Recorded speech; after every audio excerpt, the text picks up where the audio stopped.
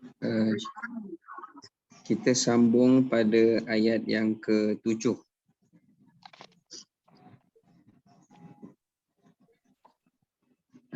Dengar tak? Dengar. Okey. Bismillahirrahmanirrahim. Assalamualaikum warahmatullahi wabarakatuh. Alhamdulillahirabbil alamin wa bihi nasta'in. Wassalatu wassalamu ala asyrafil anbiya'i wal mursalin sayyidina Muhammadin wa ala alihi wa ashabihi ajma'in. Qala rabbi shrah li sadri wa yassir li amri wahlul 'uqdatam min lisani yafqahu qawli. Rabbi zidna ilma warzuqna fahma, amma ba'd. Alhamdulillah, kita rafakkan puji dan syukur kepada Allah Ta'ala di atas segala rahmat dan kurniaannya.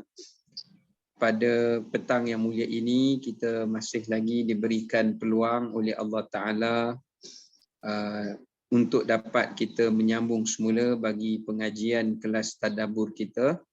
Setelah hampir sebulan lebih kita berehat memandangkan faktor kesihatan saya, tapi alhamdulillah untuk petang ni dapat bersuara kembali. Suara pun dah balik macam asal, alhamdulillah.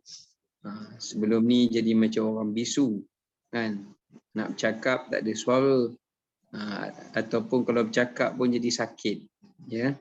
Tapi alhamdulillah berkat doa semua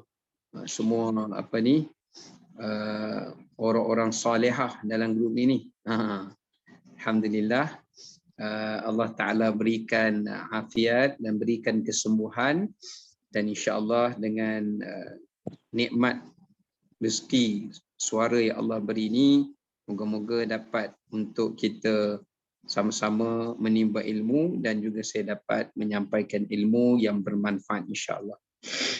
Baik, kita akan masuk pada ayat yang ke-7 ya pada petang ini. Jadi kita akan baca pada ayat yang ke-7 sehingga ayat yang ke-9. Boleh buka pada muka surat 496 di dalam mushaf ya. A'udzu billahi minasyaitonir rajim. Bismillahirrahmanirrahim. Rabbis samawati wal ardi wa ma bainahuma in kuntum muqinin. La ilaha illa huwa yuhyi wa yumit. Rabbukum wa rabbu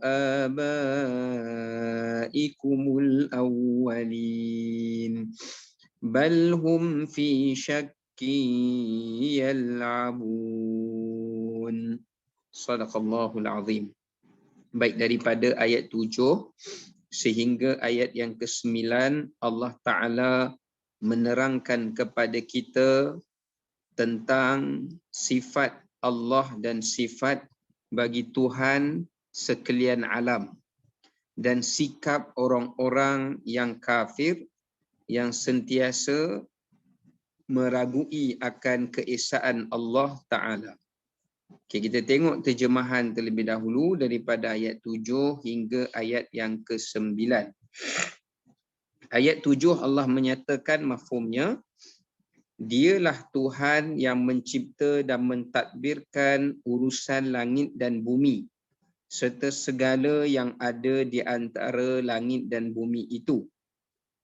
Kalau betul kamu orang-orang yang yakin akan hakikat itu, maka terimalah sahaja apa yang telah diutuskan oleh Tuhan kepadamu. Ayat yang ke-8, tiada Tuhan yang berhak disembah melainkan Allah. Dialah Tuhan yang menghidupkan dan juga Tuhan yang mematikan.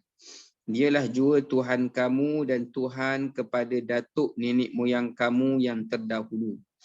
Ayat yang ke-9, mereka orang-orang musyrikin itu tetap tidak meyakini kebenaran yang telah sampai kepada mereka. Bahkan mereka masih tenggelam dalam keraguan sambil bermain-main dengan perkara agama. Baik, kita akan tengok, ini tadi terjemahan. Ini kita akan tengok tadabbur ayat per ayat, bermula daripada ayat yang ke-7 sehingga ayat yang ke-9. Baik, kita rujuk pada ayat yang ke-7 ya. Pada ayat ini Allah Subhanahu wa taala menyatakan salah satu daripada sifat ketuhanan bagi Tuhan itu adalah merupakan sifat yang dinamakan sebagai rububiyah atau disebut sebagai sifat rabbaniyah. Ya. Bagi Tuhan itu mesti diimani dan diyakini baginya sifat rabbani ataupun dipanggil sebagai sifat rububiyah. Baik. Apa makna rabbaniyah dan rububiyah?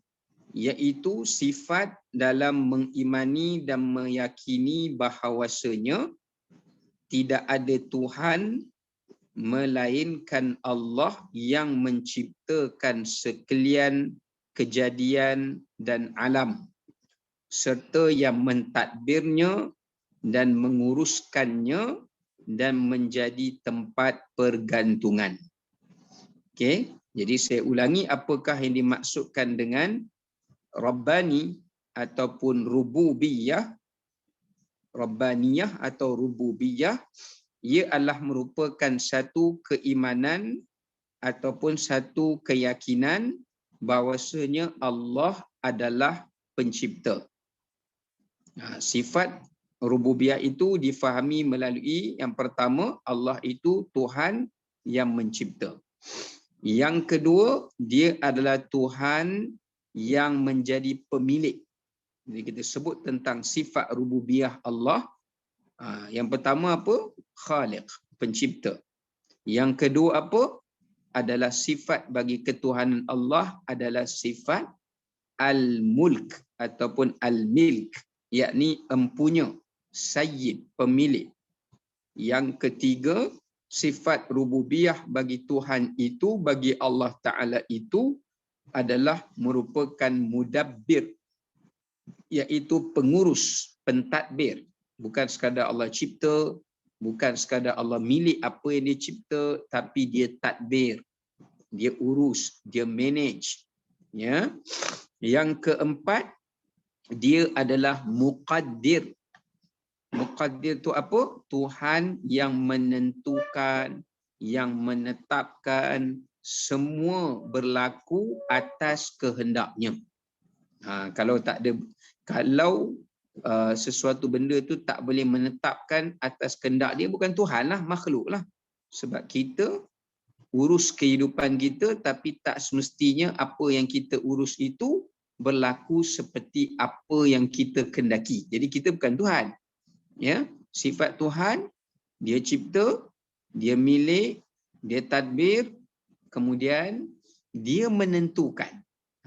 Dia menentukan setiap sesuatu itu mengikut kehendaknya, iradatnya. Dan yang kelima adalah dia merupakan tempat pergantungan atau disebut sebagai sifat Allah As-Samad.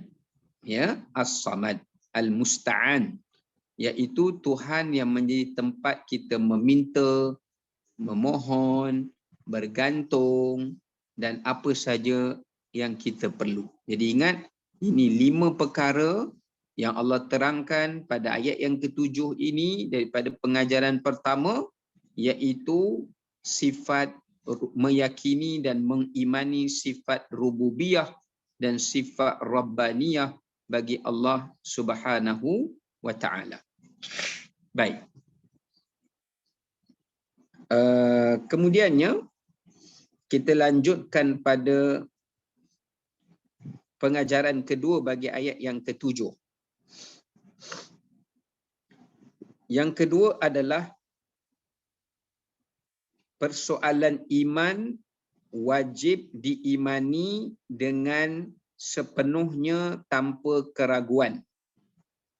Meragui cabang keimanan mengeluarkan daripada iman dan jatuh kepada kufur. Ya. Sebab di hujung ayat ke-7 Allah bagi tahu pada orang musyrikin mereka mesti percaya kepada Allah dengan yakin, muqinin. Ni. Dia silam. Beriman kepada Allah itu mestilah dalam keadaan yang yakin. Ya, mestilah dalam keadaan yang yakin. Sebab tu di hujung tu Allah kata in kuntum muqinin, iaitu kamu jika kamu benar-benar orang yang percaya dan yakin. Baik. Maknanya dalam hal yang berkaitan dengan keimanan tidak boleh seseorang itu meragui tentang usul keimanan. Ingat ya, dalam bab iman ini, apa makna iman? Iman tu dia terdiri daripada 3 rukun. Pertama, iman itu adalah yaqin fil qalb wa tasdiqu bihi. Yakin yang tidak ada keraguan serta membenarkannya dengan penuh keyakinan. Yang kedua, iman itu wa iqraru bil lisan. Iman itu adalah mesti dizahirkan dengan lisan. Kita puji Allah dengan lidah kita, ya, kita berdoa kepada Allah dengan lidah kita, ya, itu menunjukkan dengan iman, ya. Yang ketiga, wal injaz atau wat tanjizu bil arkan. Mestilah iman itu dibina atas dasar kita membenarkannya dengan amal soleh. Ya. Baik, cuma dalam persoalan iman ni terbagi kepada 2. Usul iman, yang kedua adalah cabang iman. Kalau dalam perkara usul iman, tidak boleh kita meragui pada perkara usul walaupun sedikit. Kalau meragui perkara usul walaupun sedikit, terkeluar seseorang itu daripada keimanan.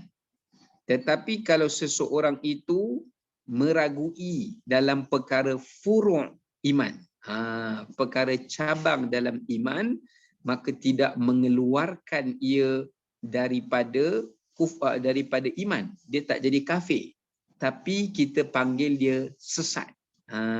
Contoh, kalau orang tidak percaya kemunculan Imam Mahdi. Imam Mahdi ni dia masuk dalam cabang iman. Dia bukan pangkal ataupun pokok dalam perkara keimanan. Ya. Macam contoh orang yang tidak percaya kepada azab kubur. Azab kubur kan berkaitan dengan iman, kan? Benda gaib, ya. Contoh lagi orang yang tidak percaya kepada Dajjal, ya. Ini dipanggil sebagai furu' iman. Tapi kalau dia tak percaya Rasul, dia tak percaya kitab, dia tak percaya malaikat, dia tak percaya Allah, maka ini pokok dalam urusan iman. Maka jika tidak mempercayainya, maka ia terkeluar daripada Islam. Sebab tu kita kena faham, ya. Kalau dalam perkara cabang, seseorang tu belum jadi kafir, tetapi dia telah jatuh pada golongan yang sesat. Ya, jatuh pada golongan yang sesat. Baik. Okey, sekarang ni kita nak masuk kepada ayat yang ke-8. Ayat yang ke-8, setelah Allah Ta'ala menerangkan kepada kita berkenaan dengan sifat rububiyah dan rabbaniyah untuk diimani, yang keduanya Allah menyatakan tidak ada Tuhan melainkan Dia. Ini masuk di dalam bab iaitu keimanan pada sifat ilahiyah. Pada sifat ilahiyah. Apa maknanya? Sifat tidak layak bagi selain Allah, melainkan Allah untuk disembah. Ini dipanggil sifat ilahiyah, iaitu sifat yang khusus bagi Tuhan itu adalah disembah. Maka yang berhak disembah adalah Allah Subhanahu wa taala. Ini dipanggil sifat ilahiyah, ya, atau juga disebut sebagai sifat ma'budiyah, ya, atau dipanggil juga sifat ma'budiyah. Maksudnya sifat Tuhan yang layak disembah. Baik, maknanya apa dekat sini? Asas kepada iman itu yang kedua setelah iman pada sudut rububiyah dan rabbaniyah adalah iman pada sudut ilahiyah atau ma'budiyah, ya, iaitu tidaklah seseorang itu melakukan ibadah, ya, tidaklah seseorang itu melakukan ibadah atau melakukan amalan yang berbentuk ritual, melainkan amalan itu dilakukan kerana Allah Subhanahu wa taala. Jadi mana-mana amalan yang tujuannya, niatnya, upacaranya, tata caranya, kaifiatnya dilakukan dengan tujuan selain daripada Allah, atau disekutukan dengan Allah atau bagi Allah, ataupun dilakukan tata caranya itu tidak mengikut seperti yang Allah Ta'ala perintahkan, maka itu dianggap sebagai perkara yang merosakkan iman. Ya, kerana rusaknya iman disebabkan oleh kerana melanggarnya ia dari sudut keimanan ilahiyah atau ma'budiyah. Ya, baik. Maknanya dekat sini kita nak memahami keimanan ini terdiri kepada beberapa perkara yang disebut oleh para ulama. Yang pertama, asas kepada keimanan kepada ilahiyah bagi Allah, iaitu mengimani, meyakini bahawasanya Allah Ta'ala sahaja yang layak disembah. Allah Ta'ala sahaja yang layak disembah. Selain daripadanya tidak berhak untuk disembah. Itu yang pertama.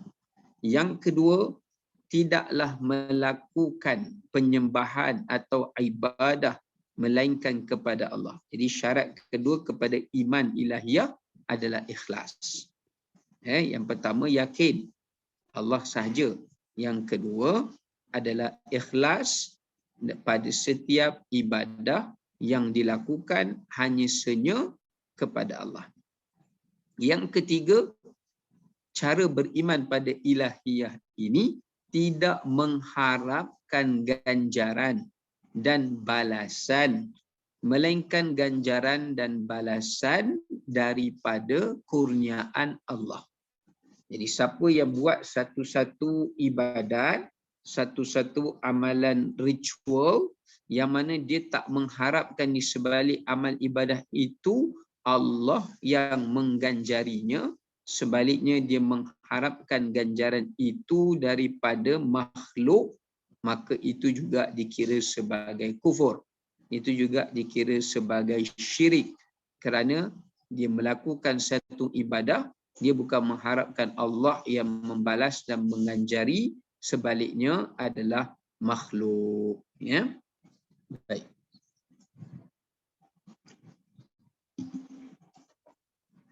Yang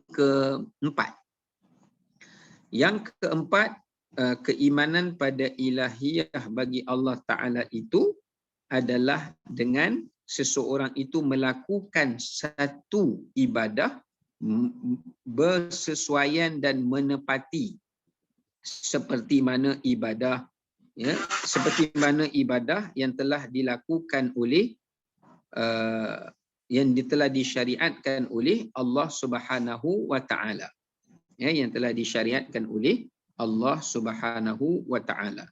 Maknanya kita tak boleh solat melainkan cara solat yang Allah Ta'ala syariatkan.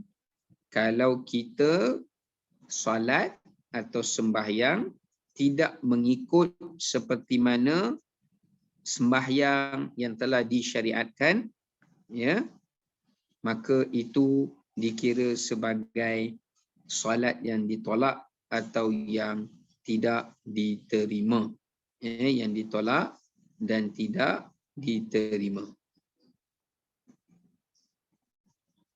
Baik. Jadi itu adalah merupakan sifat ilahiyah ataupun kita sebut sebagai uluhiyah bagi Allah Subhanahu wa Ta'ala. Ya, bagi Allah Subhanahu wa Ta'ala. Baik. Kemudian pada pengajaran yang kedua, ya, pengajaran yang kedua. Jadi kita dah faham iman itu ada rububiyahnya atau rabbaniyahnya, kemudian ada ilahiyahnya atau juga disebut ma'budiyahnya, ya. Kemudian pengajaran yang kedua kita ambil daripada ayat yang ke-8 ini, bahawasanya Allah Subhanahu wa Ta'ala Tuhan yang menghidupkan dan yang mematikan. Tuhan yang menghidupkan dan juga yang mematikan. Kat situ Allah Ta'ala sebut yuhyi wa yumit. Kenapa Allah Ta'ala sebut Allah itu Tuhan yang menghidupkan dan juga yang mematikan? Ini adalah merujuk kepada sifat dan nama Allah. Sifat dan nama bagi Allah, antara nama bagi Allah itu adalah Al-Hayy, yang maha hidup, tidak akan mati. Yang kedua, sifat bagi Allah adalah Al-Muhyi, Tuhan yang maha menghidupkan. Ya, satu lagi sifat bagi Allah itu adalah Al-Mumit, yakni Tuhan yang boleh mematikan sesiapa yang ia kehendaki dan ia boleh menghidupkan sesiapa yang ia kehendaki. Maka ini merujuk kepada sifat keimanan kita kepada Allah. Yang ketiganya, bagaimana kita mengimani Allah, yang ketiganya iaitu beriman kepada Allah Subhanahu Wa Ta'ala dari sudut sifatnya dan namanya. Sifatnya dan namanya. Sifatnya dan namanya. Sebab tu kalau kita tengok dalam ayat Quran yang lain, Allah sebut walillahil asmaul husna fad'uhu biha. Bagi Allah Ta'ala itu ada nama-nama yang baik, maka serulah kamu nama-nama Allah Ta'ala itu. Maka di sini menunjukkan kepada kita bahawasanya antara yang ketiga keimanan yang kita wajib beriman kepada Allah, iaitu keimanan bahawasanya Allah Ta'ala memiliki nama, Allah Ta'ala memiliki sifat, yang mana sifat dan nama Allah itu tidak sama dengan sifat makhluk. Ya, sifat Allah tak sama dengan sifat makhluk. Maka dekat sini menunjukkan pada kita, kita tidak boleh meletakkan sifat makhluk pada Allah. Seperti mana kita tak boleh meletakkan sifat Allah pada makhluk. Ya, tidak boleh. Ya, ini adalah merupakan sifat, keimanan rububiyah dan rabbaniyah. Keimanan rububiyah dan keimanan rububiyah ini adalah untuk menolak golongan-golongan mulhid, golongan-golongan etis. Manakala keimanan ilahiyah dan ma'budiyah adalah untuk menolak kepercayaan orang-orang musyrikin atau kepercayaan orang-orang yang menyembah berhala, kepercayaan pagan, ya, paganisme. Yang ketiga adalah keimanan kepada nama-nama Allah dan sifat-sifat Allah. Ini adalah untuk menolak golongan-golongan ahli bid'ah ataupun menolak golongan-golongan yang berfahaman rasional, ya, yang mana mereka sampai meletakkan, menyamakan sifat Allah dengan sifat makhluk. Ya, meletakkan persamaan Allah dengan makhluk atau memberikan bagi Allah itu hak seperti makhluk. Seperti mana kita tengok orang Kristian, dia meletakkan sifat Allah pada Nabi Isa. Orang-orang Yahudi dia meletakkan sifat Allah pada Nabi Uzair. Ya, begitulah yang selainnya. Ya, okay, baik. Kemudian kita lihat pengajaran yang berikutnya daripada ayat yang ke-8. Ya. Ayat ini menunjukkan kepada kita bahawasanya kewajipan beriman kepada hari qiyamah. Kewajipan beriman pada hari qiyamah dan kehidupan dunia ini adalah merupakan kehidupan yang sementara. Ini berdasarkan firman Allah, huwa yuhyi wa yumin. Dialah Tuhan yang menghidupkan kamu dan dialah Tuhan yang mematikan kamu. Maka di sini menunjukkan pada kita bila Allah kata dia menghidupkan kita dan dia juga mematikan kita, maka di sini ulama menafsirkan maksudnya Allah Ta'ala mematikan kita dari alam dunia ini dan menghidupkan kita kembali di alam qiyamah. Maka ini adalah untuk menolak orang-orang musyrikin atau orang-orang kafir yang pada keimanan mereka tidak mempercayai dan mereka tidak mengimani kepada hari kiamat. Jadi Allah, bila mereka tak percaya pada hari kiamat, sebenarnya mereka juga tidak percaya kepada sifat Allah yang boleh menghidupkan dan juga yang boleh mematikan. Ya, yang boleh menghidupkan dan juga yang boleh mematikan. Maka di sini menunjukkan kepada kita bahawasanya hari kiamat itu adalah salah satu daripada persoalan pokok dalam bab iman dan wajib meyakininya. Menafikan hari kiamat adalah seperti menafikan hak Allah Subhanahu Wa Taala sebagai Tuhan. Ya, baik. Kemudian pengajaran yang seterusnya daripada ayat ke-8 ini, Allah Ta'ala menunjukkan kepada kita bahawasanya Allah Ta'ala adalah merupakan Tuhan yang esa. Tuhan yang esa bagi seluruh makhluk. Bukan Tuhan yang berbeza-beza di antara makhluk. Kerana Allah kata dialah Tuhan bagi nenek moyang kamu dan juga Tuhan bagi kamu.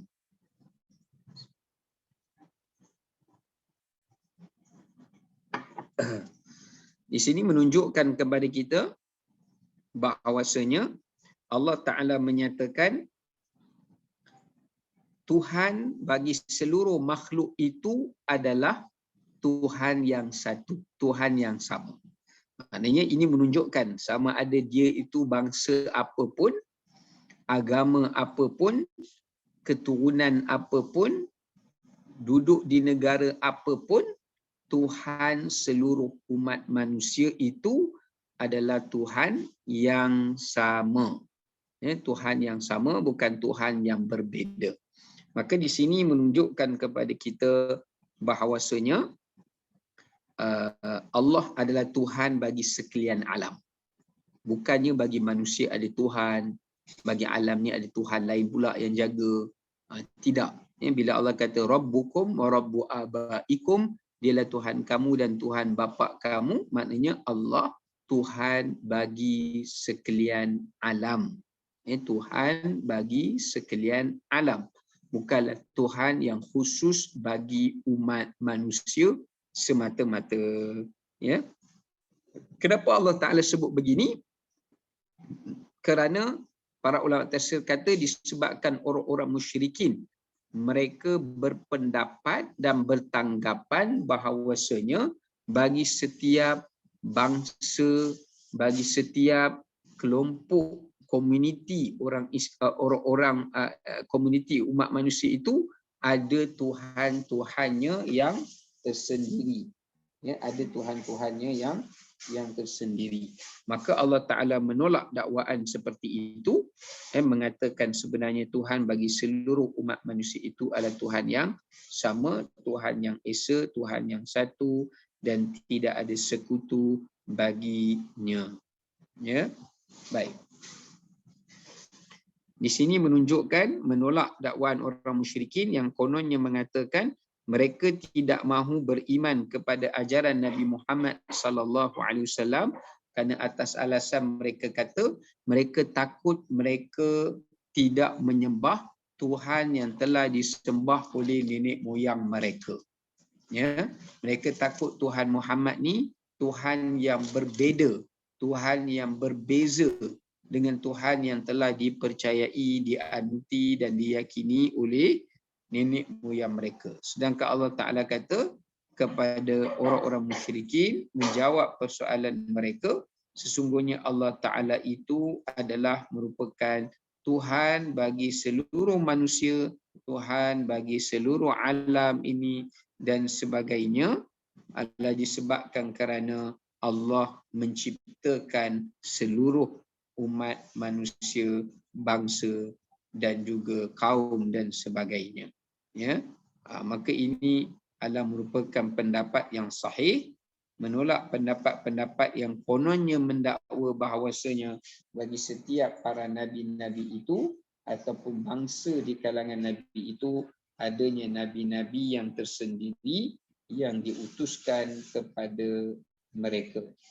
Ini satu dakwaan yang tidak benar, yang kononnya ada dakwaan mengatakan bagi setiap nabi dan rasul itu ada nabi-nabi yang diutus dan terpilih buat mereka sendiri. Tidak. Sebenarnya semua di kalangan kita bangsa apapun semuanya diutuskan oleh Allah melalui baginda Nabi Muhammad sallallahu alaihi wasallam. Baik, sekarang ni kita nak lanjut ayat yang ke-9. Ayat yang ke-9 Allah Ta'ala menerangkan kepada kita punca kepada kekufuran. Apakah punca dan perkara yang boleh membawa kepada kekufuran? Yang boleh membawa kepada kekufuran di dalam jiwa seseorang itu. Maka Allah Ta'ala kata, puncanya kenapa orang-orang musyrikin tak beriman pada ajaran Nabi SAW, tak mengikut pegangan ajaran Nabi SAW, ataupun tidak mengikut panduan Al-Quran, ya, tidak mengikut panduan hadis Nabi SAW. Puncanya disebutkan oleh Allah Ta'ala pada ayat yang ke-9 adalah bal hum fi syakkin. Ada dua perkara yang Allah Ta'ala nyatakan di sini. Yang pertama, Allah Ta'ala kata mereka itu hidup dalam keadaan keraguan. Mereka hidup dalam keadaan ragu-ragu. Ya. Apa maksud ragu-ragu dekat situ? Maknanya mereka meragukan kewujudan Allah kerana tidak dapat dilihat.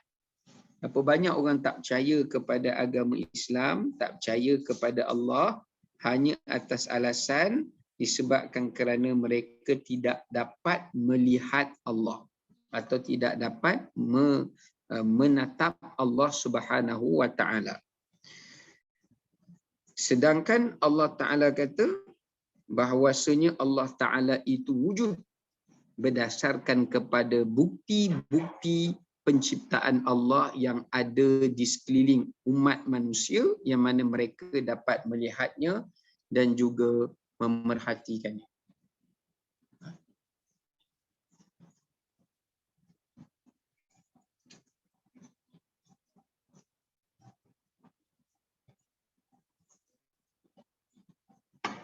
Baik. Itu yang pertama.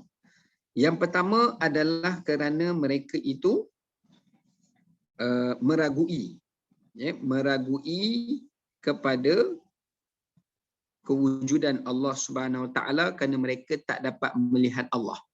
Ini sama seperti sikap Bani Israel yang Allah ada cerita dalam Quran. Ya, bila mereka tengok ada beberapa kaum di Syam dan juga di Mesir, ketika mereka keluar daripada Mesir, mereka hendak pergi bersembunyi di sempadan Mesir itu daripada kejahatan Firaun untuk menuju ke Syam pada ketika itu. Jadi mereka minta kepada Nabi Musa alaihissalam untuk mereka melihat Allah, dan supaya bila mereka sembahyang, bila mereka solat, mereka nak nampak zat Allah Ta'ala. Yang mana Allah Ta'ala sebut dalam Quran, saya surah Al-A'raf, mereka kata kepada Nabi Musa, ij'al lana aliha kama lahum aliha. Wahai Nabi Musa, suruhlah Allah Ta'ala jadikan bagi kami adanya Tuhan, ya, adanya Tuhan yang dapat kami sembah. Tuhan itu dekat depan mata kami, seperti mana orang-orang musyrikin yang berada di Syam itu menyembah Tuhan mereka, yang Tuhan berhala mereka, dalam keadaan mereka dapat menyaksikannya. Ini yang pertama, keraguan disebabkan kerana mereka tak nampak Allah, tak boleh tengok Allah, tak boleh lihat Allah. Yang kedua, keraguan di sini adalah merujuk kepada keraguan mereka terhadap agama Allah, ajaran Allah, kitab Allah dan utusan Allah, dan juga utusan Allah Subhanahu wa Ta'ala. Baik, ini sebab yang kedua. Pertama, mereka ragu-ragu kepada zat Allah tu sebab tak nampak. Nombor dua, mereka ragu-ragu kepada agama Allah, kitab Allah, ajaran Rasul dan juga Rasul itu sendiri. Kenapa mereka boleh meragukan kepada Rasul, ajaran Rasul, Nabi SAW dan sebagainya? Disebabkan kerana mereka menyatakan kenapa Allah Ta'ala tidak mengutuskan malaikat sendiri untuk mengajar dan menyampaikan wahyu kepada mereka, dan mengapakah perlu melalui perantaraan malaikat Jibril alaihissalam kepada baginda Nabi sallallahu alaihi wasallam. Ini antara keraguan orang-orang musyrikin, kenapa mereka tolak Rasulullah SAW, mereka tolak Al-Quran, mereka tolak agama Islam, kerana mereka meragui bagaimana Nabi SAW menerima wahyu Allah ini. Ya, kenapa tidak Allah Ta'ala langsung mengutuskan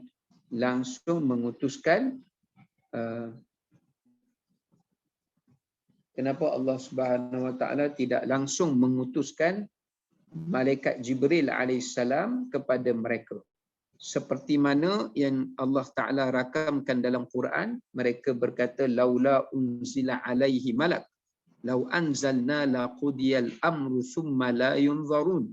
Mereka kata, kenapakah Allah tak hantar malaikat Jibril untuk menyampaikan wahyu ini langsung kepada kami? Tak ada smart tag dalam tu. Smart tag dalam tu. Smart tag ada.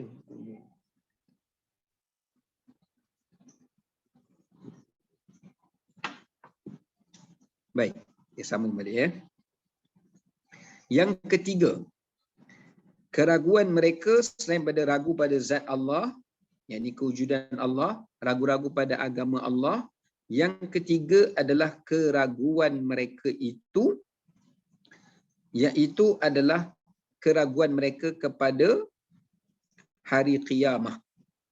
Sebab tadi kita dah sebut pada ayat ke berapa tadi? 6 dan 7 juga ada disebutkan tentang pada ayat ke-8 tadi, pada ayat ke-8 tadi juga ada disebutkan tentang hari kiamat, ya, wajib mengimani dan meyakini hari kiamat. Bahkan mereka juga meragukan hari kiamat, mereka mempersendakannya, memperolok-olokkannya dan mempermainkannya, ya. Baik, pengajaran yang terakhir yang boleh kita ambil daripada ayat yang ke-9 ini. Apakah punca mereka menjadikan diri mereka dalam keraguan? Apakah punca yang menjadikan diri mereka berada di dalam keraguan? Di hujung ayat itu Allah Ta'ala kata puncanya adalah sikap mereka yal'abun. Apa maksud yal'abun? Kerana mereka suka untuk berseronok di dunia ini. Ya, mereka suka untuk berseronok-seronok, berhibur di alam dunia ini, menyebabkan mereka membiarkan diri mereka dalam keraguan kepada Allah, kepada hari kiamat, dan juga kepada syariat dan petunjuk Allah dan Rasulnya. Ya, sebenarnya mereka tidak ada alasan melainkan kerana mereka hendak hidup di alam dunia ini dalam keadaan berfoya-foya atau dalam keadaan berseronok, berhibur, memenuhi keinginan nafsu, tidak terikat dengan ketetapan daripada Allah Subhanahu wa taala dan juga Rasulnya. Baik.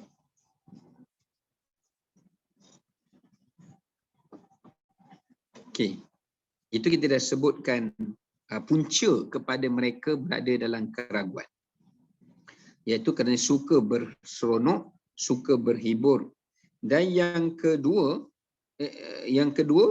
punca kepada mereka itu berada dalam keraguan kerana mereka suka meremehkan. Sikap mereka yang suka meremehkan. Ya, sikap mereka yang suka meremehkan dan mempersendakan peringatan daripada Allah dan Rasulnya. Ini adalah sikap mereka yang kedua yang menyebabkan kenapa mereka berada dalam kerugian. Apa punca? Mereka berada dalam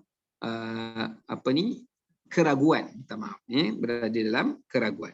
So kita ingat ada dua sikap utama yang menyebabkan manusia ini meragukan dirinya daripada kebaikan dan kebenaran. Pertama, kerana terlalu sayang kepada dunia, suka untuk berseronok, suka untuk berhibur, menyebabkan mereka itu dibiarkan oleh Allah dalam keraguan. Yang keduanya adalah disebabkan kerana mereka itu adalah seseorang yang suka untuk mempersendakan, tidak mengambil pengajaran, tidak mengambil iktibar daripada peringatan-peringatan yang telah disampaikan oleh Allah dan Rasul kepada mereka. So kita kena ingat, sikap suka mempersendakan, memperolok-olokkan, ya, dan juga sikap terlalu suka berseronok dan berhibur dengan dunia ini boleh membawa manusia kepada rosaknya iman mereka, dan bermulanya rosak iman itu adalah dengan mereka meragukan benda-benda yang tidak boleh diragukan dalam agama ini, dan lama-kelamaan mereka menafikan. Syaitan akan memulakan rosak akidah orang Islam itu bermula daripada keraguan, bermula daripada ketidakkeyakinan kepada rukun-rukun iman, dan lama-kelamaan membawa kepada mereka menafikan, mendustakan dan tidak mempercayai asas kepada rukun-rukun yang iman.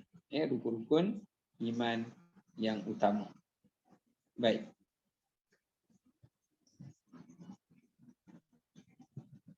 Okay, sekarang ni kita nak lanjutkan pada ayat yang ke-10. Ayat yang ke-10 kita baca sehingga ayat yang ke-12. Ayat yang ke-10 sehingga ayat yang ke-12. Baik. Allah SWT berfirman, kalau tak sempat kita sambung kelas yang seterusnya lah. A'udzu billahi minasyaitonir rajim. Bismillahirrahmanirrahim. Fartaqib yawma ta'tis samaa'u bidukhanin mubin. Yaghshan nasa hadza 'adzabun alim. Rabbana kshif 'annal 'adzaba inna mu'minun. Sadaqallahul azim. Baik, daripada ayat yang ke-10 sehingga ayat yang ke-12, ayat 10 hingga ayat 12 ni Allah Ta'ala menceritakan ancaman azab dan juga kedahsyatan peristiwa hari kiamat yang menyebabkan seseorang itu tidaklah ada apa yang ia harapkan pada hari kiamat melebihi daripada Allah Subhanahu wa taala, melainkan Allah Subhanahu wa taala menyelamatkan mereka daripada api neraka Allah, dan juga Allah SWT melindungi mereka daripada tipu daya syaitan. Daripada tipu daya syaitan. Okey, baik. Kita tengok dulu pada ayat yang ke-10 daripada terjemahannya, kemudian baru kita pergi kepada tadabbur insya-Allah.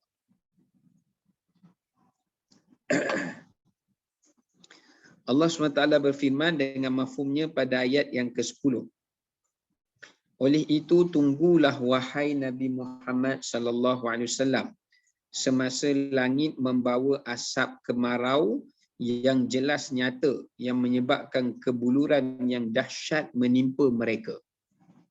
Okey, lepas Allah cerita tentang tuntutan iman, tuntutan percaya pada Allah, hari qiyamah, kemudian Allah Taala cerita tentang keikhlasan dalam ibadah. Allah Taala cerita tentang Tuhan, manusia ni semuanya sama tanpa mengira apa pun bangsanya atau agamanya, tetapi hakikatnya Tuhan yang sebenar-benarnya adalah sama bagi seluruh umat manusia. Ya. Tapi kalau mereka tak nak beriman juga, masih lagi mempersendakan agama, masih lagi meragukannya, maka Allah bawa amaran pada ayat 10 sehingga ayat yang ke-12. Ya. Amaran yang pertama Allah beri kepada mereka itu adalah dukhan. Allah kata kat situ, dukhanim mubin. Kata para ulama daripada Masruq. Masruq ni seorang tabi'in, ya. Dia kata, kami pernah masuk ke dalam satu masjid di Iraq. Ya. Tiba-tiba ada seorang lelaki yang menceritakan kepada teman-temannya berkenaan dengan maksud firman Allah yang kita baca pada ayat ke-10 ini. Kemudian dia bertanya kepada orang yang mendengar, tahukah kamu apakah itu dukhan? Apakah itu asap? Suatu surah ni dinamakan surah Ad-Dukhan. Bersempena ayat ke-10 tu ada sebutan lafaz perkataan dukhan. Dukhan ni asap, ya. Asap yang menebal di langit. Baik.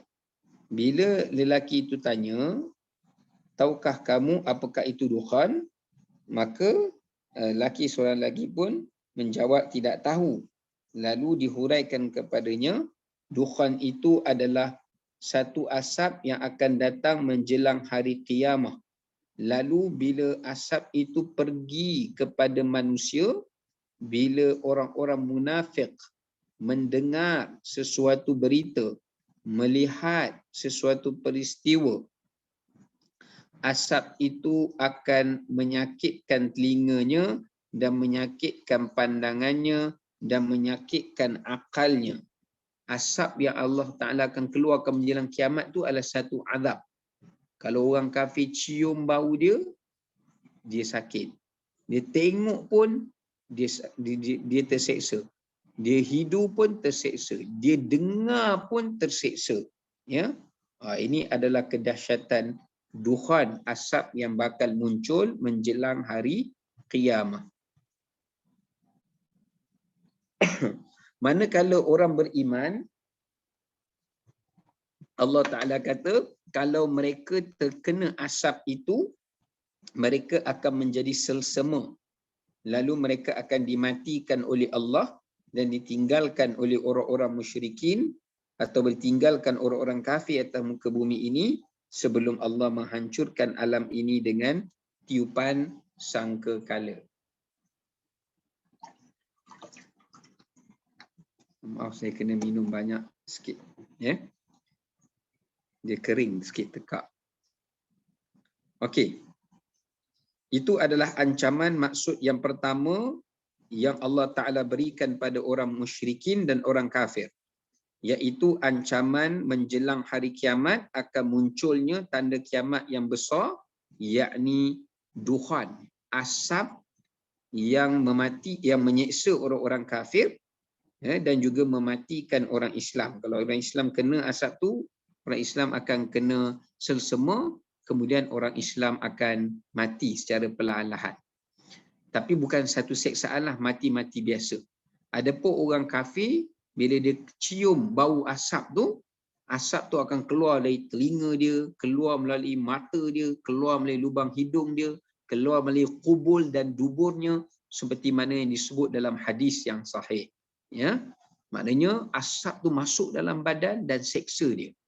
Itu dukhan yang akan muncul pada hari kiamat. Baik. Yang kedua, kita pergi tafsir dulu. Dukhan yang kedua dekat sini adalah merujuk kepada maksud kemarau. Ya, dukhan kat sini merujuk kepada maksud kemarau. Allah suruh Nabi bagi peringatan pada orang musyrikin akan timpa kepada mereka kemarau seperti mana yang pernah Allah timpakan kemarau kepada Nabi Yusuf alaihissalam ketika di Mesir. Ya.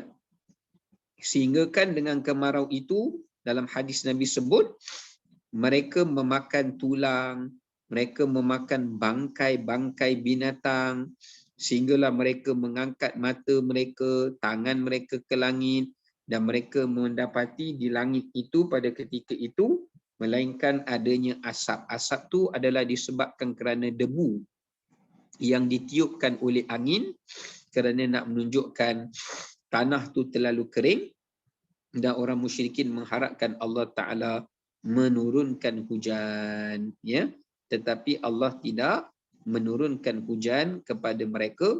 Sebaliknya Allah membiarkan kemarau itu merosakkan tanaman, mematikan ternakan dan memutuskan bekalan air, minuman, mengeringkan perigi mereka dan sebagainya. Akhirnya menyebabkan mereka itu tidak lagi ada harapan, ya, untuk mengharapkan hujan, dan daripada meminta tolong kepada berhala-berhala mereka, melainkan mereka hanya meminta kepada Allah Subhanahu wa Ta'ala.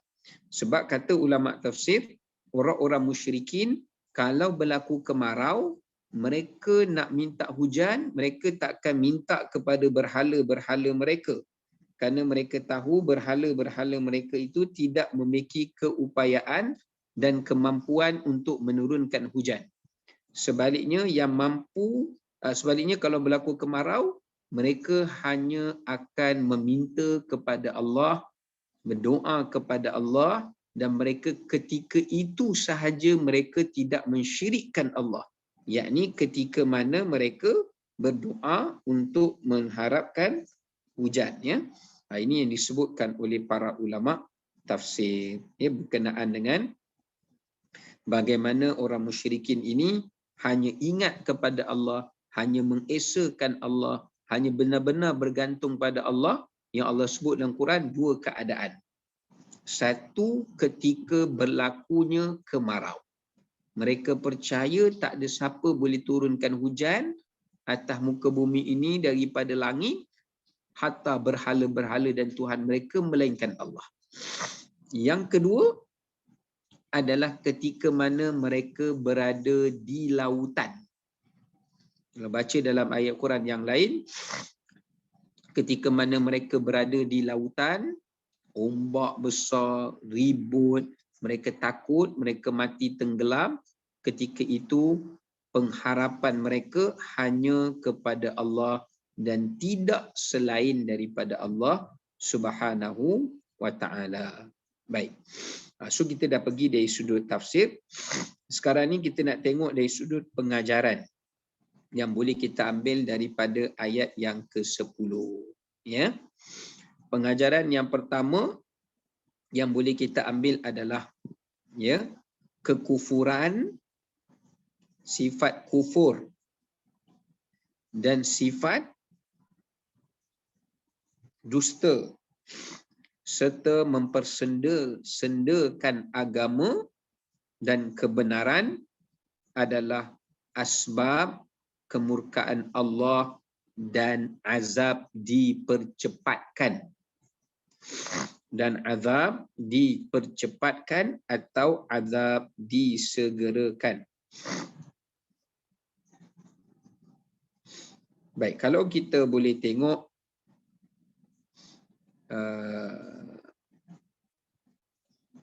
dalam hadis Nabi SAW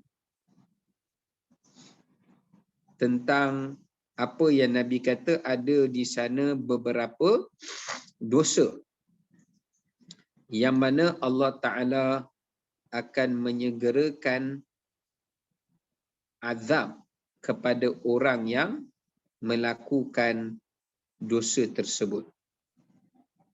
Ya. Baik, sekejap ya, saya nak bagi hadis ni.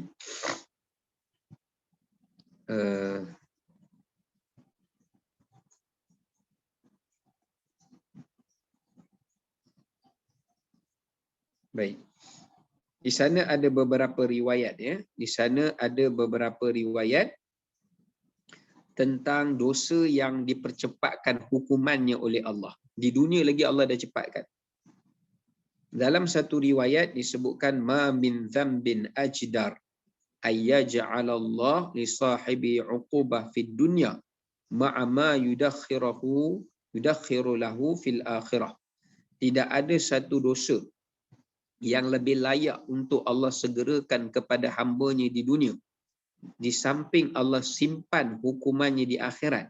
Yang pertama adalah khianat. Yang pertama adalah khianat.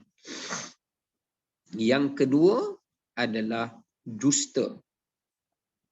Yang kedua adalah dusta ataupun bohong atau fitnah.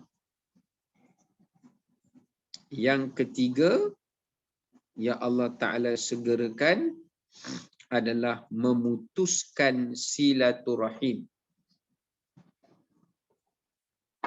Yang ketiga adalah memutuskan silaturahim. Ya. Yang keempat al-baghyu. Dalam setengah riwayat yang lain al-baghyu.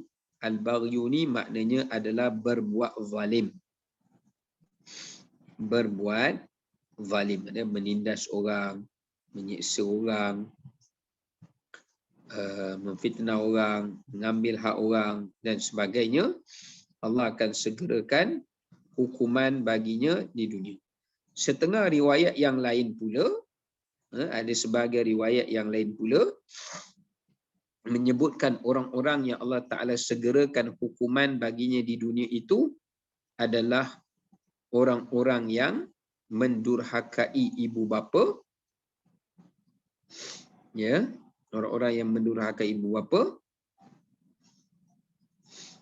Kemudian termasuklah adalah orang yang mempermainkan agama dan menjadikan ia sebagai persendaan. Alladzina yattakhiduna la'iban wa lahwa. Orang yang menjadikan agama itu sebagai alat-alat permainan dan persendaan.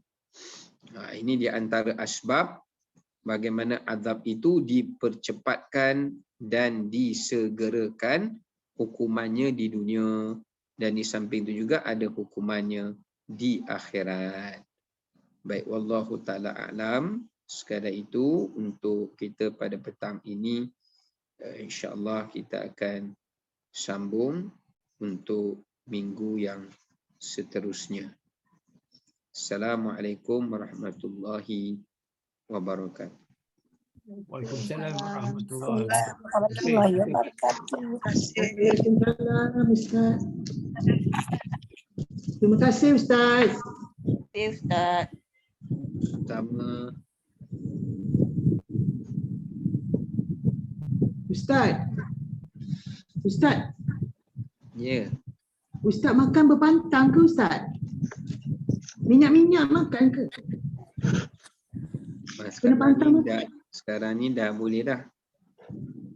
Oh. Tapi yang lembut soft diet. Tak dah tak baik, tak perlu soft diet dah.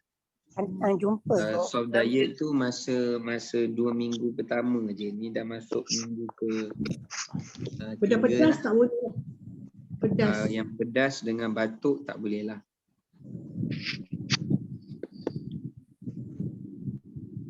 Yang pedas dan batuk maknanya yang menyebabkan batuk. Buah-buahan. Buah-buah yang boleh batuk lah. Yang bergetah ke apa kan yang dia.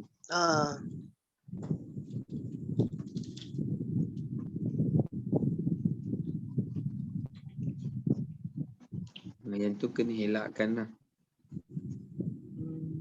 Sebab kalau dia batuk, bila kita batuk, dia batuk tu dia keluar kat saluran suara kita. Aduh. Jadi dia akan cederakan balik lah. Dia batuk. Kahak